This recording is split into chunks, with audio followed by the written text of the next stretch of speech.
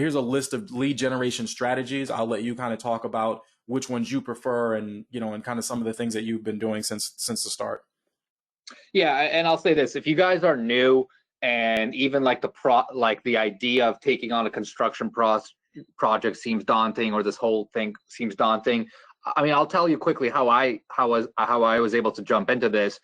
It was through the lead generation side, right? Because I ended up networking with a bunch of developers, bunch of people that were doing this, and the one thing that I was told over and over again was, "Hey, if you find me a good deal, I'll let you come in. You can you can be a small partner. You can learn. You can see how it's done." And that's exactly how I got my foot in the door, right? As I was able to find a couple of deals, where I was able to find good deals. I was able to, I knew the numbers really well, and I was able to show the projections. And after that, I was able to bring in not only partners but money and so on. So it really does all stem from the deal.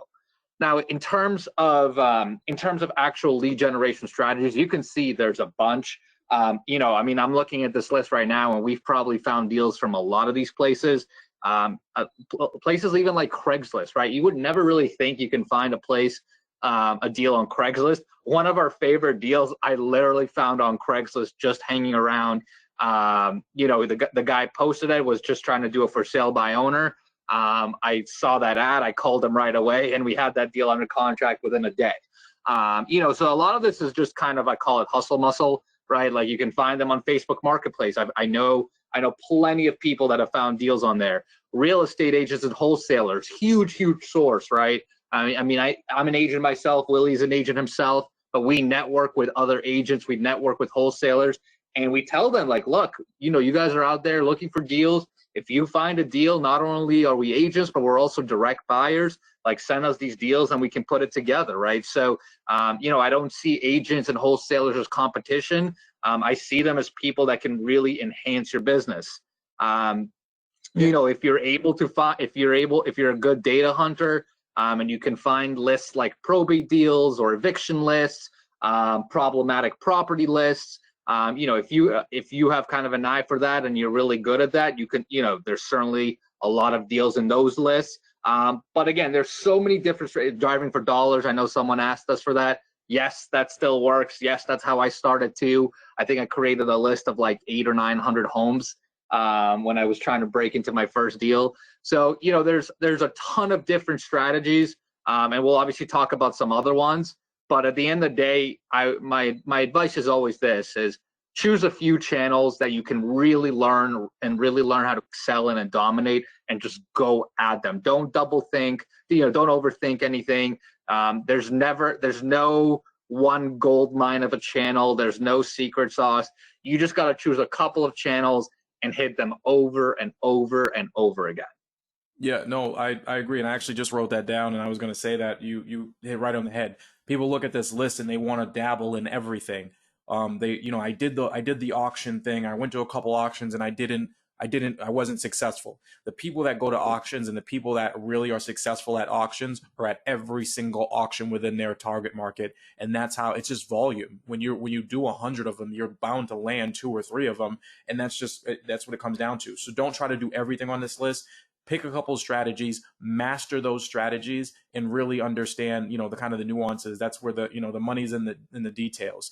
And the last thing I would say is, Lior mentioned networking with real estate agents. I own a real estate brokerage. Lior, runs a team as well.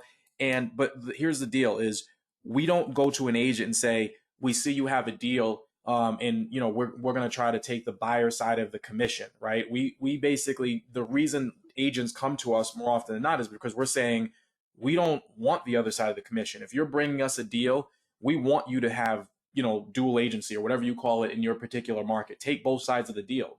Represent me and represent the seller. If that's allowed in your particular market. It is here as long as it's disclosed. So we're basically providing an incentive to the agent to say, come to us. Number one, we're not going to give you any problems. We know most people are not going to be able to, buy this thing. You don't have to do a whole bunch of open houses. We're going to come, we're going to pay, as close to cash as possible. We're not looking for home inspections, and we're going to give you both sides of the commission. So make sure that if you're an agent or if you're talking to agents, you understand their business. You understand the things that motivate them and provide incentives to make sure that they are continuing to bring you deals. But last but not least, I would say if you're going to do that, make sure you close. The worst thing that you can do is lock a property up, have it on hold for 30 days, and then not close. And I know like I said, we lock up a lot of properties, but most of the time we're serious about it. And if we can't, we can't. But you want to make sure that you're not just dabbling and ruining relationships within a particular market as well, because those are the people who are going to bring you deals long term. So really quickly, another, this is, something I look at on a regular basis. This is super, super powerful. If you have, $3 million in property and, you have an appreciation rate at about 5% over 5 years, you're looking at a portfolio value, increase in value of $3.9 million. So your properties went up by $900,000 in 5 years with a 5% appreciation rate. And the reason I throw this in here is because a lot of people don't understand like how powerful real estate is. And I hear a lot of noise out there and the rich get richer, but yes, the rich get richer. So get yourself rich. I mean, you have to buy real estate. This is how powerful it is. And this is why the rich get richer so easily, because it doesn't take much to, like I said, in certain markets to buy $3 million in property. And even if this is $1 million in property, this is still a powerful tool. But you see how $3 million in property appreciating at 5% over 5 years turns into $3.9 million. So you have $900,000 in equity growth. At the same exact time, you have debt pay down. If you had $2 million in debt paid down over 5 years, you're probably going to amortize about $200,000 off of that debt. If you combine those two numbers, $900,000 in growth, and we showed that chart earlier, appreciation and debt paid down working simultaneously to build equity, that's $1.1 million that you increased your net worth by in 5 years. $1.1 million in 5 years. Imagine what you can do over 10, 15, 20 years by getting started early in real estate. The both of us, Lior and I, both got started super young, early 20s. And over the last decade, we've had a recession. We're probably, maybe headed into another one. But one of the things that I'd like to mention, I know this is a complete side note, is do not run away from opportunities. Opportunities during during down markets, that's when you should be buying. Not that there are any opportunities, in all markets, but when everybody else is running scared, start looking for opportunities. We are absolutely out there right now saying, if anybody else is, worried about the pandemic and thinks that, the world's going to end, and you want to sell us your house, we are absolutely interested.